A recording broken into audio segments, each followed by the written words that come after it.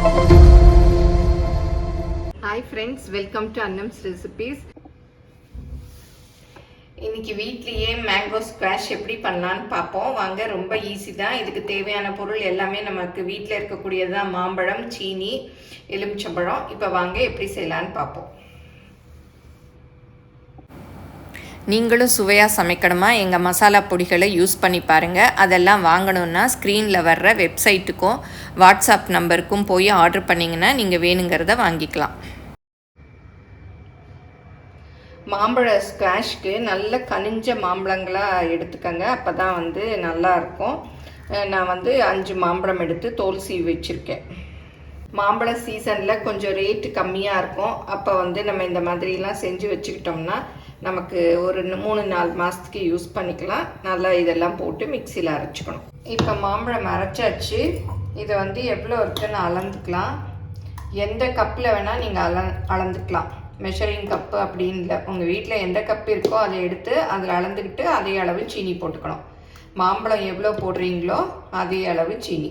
இப்போ 1 கப் இருக்குது. இந்த மாதிரி மலிவாக கிடைக்கிற சீசனில் பண்ணி வச்சுக்கிட்டோன்னா ஒரு 3-4 மாதத்துக்கு மேங்கோ ஜூஸ் குடிக்கலாம்.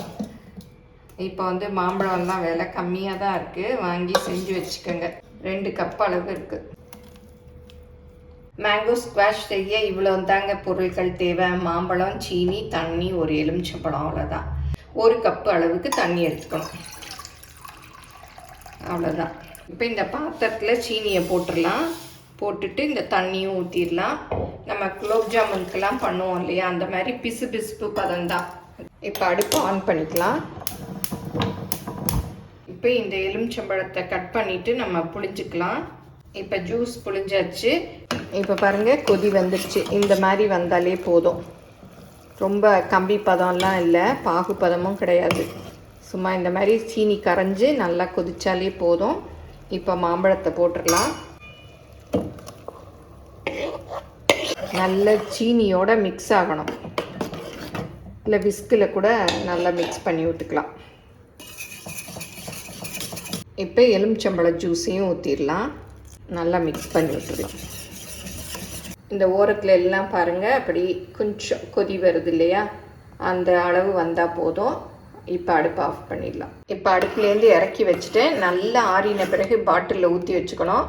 இப்போ ஸ்குவாஷ் செய்ய போகிறோன்னா முதல் நாளே பாட்டிலெலாம் கழுவி நல்லா வெயிலில் காய வச்சு வச்சுக்கிட்டோம்னா டக்குன்னு நம்ம ஊற்றிக்கலாம். ஈரம்லாம் இருந்தால் கெட்டு போயிடும். அதனால் நல்லா காய வச்சுக்கோங்க.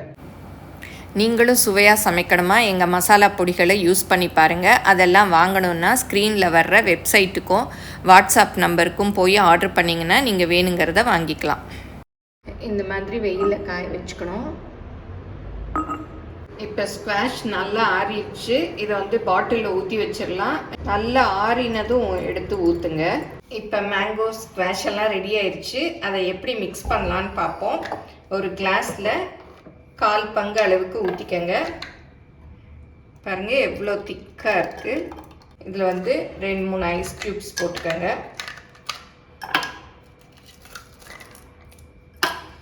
அப்புறம் 3/4 பங்கு தண்ணி. நல்லா மிக்ஸ் பண்ணி விட்டுருங்க. நம்மளுடைய மேங்கோ ஜூஸ் ரெடி ஆயிடுச்சு. நல்லா மிக்ஸ் பண்ணி விட்டுருங்க. அது திக்காக இருக்கு இல்லையா, அதனால் நல்லா மிக்ஸ் ஆகும்.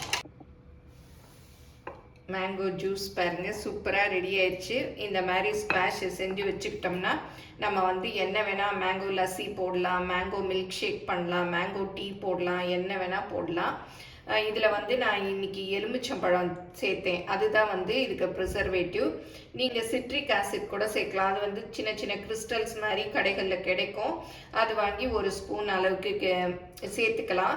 அதுவும் ப்ரிசர்வேட்டிவ் மாதிரி இருக்கும். ஆனால் எல்லாருக்கும் எலுமிச்சம்பழமே வீட்டில் கிடைக்கும். அதையே யூஸ் பண்ணிக்கிட்டா சேஃபும் கூட. நான் கலர் எதுவுமே சேர்க்கலை. எல்லாமே நேச்சுரல் கலர் தான். வாசம் கூட மேங்கோவோட வாசம் தான். நான் இன்றைக்கி பங்கனப்பள்ளியில் செஞ்சுருக்கேன். உங்களுக்கு எந்த மாம்பழம் கிடைக்குதோ அதில் இதே மாதிரி செய்யலாம். எல்லோரும் செஞ்சு பாருங்கள். எப்படி வந்ததுன்னு உங்கள் கமெண்ட்ஸை சொல்லுங்கள். பிடிச்சிருந்தால் லைக் பண்ணுங்கள். எங்கள் சேனலை மறக்காமல் சப்ஸ்கிரைப் பண்ணுங்கள். ஃபேஸ்புக், இன்ஸ்டாகிராமில் அன்னம்ஸ் ரெசிபீஸை ஃபாலோ பண்ணுங்கள். தேங்க்யூ.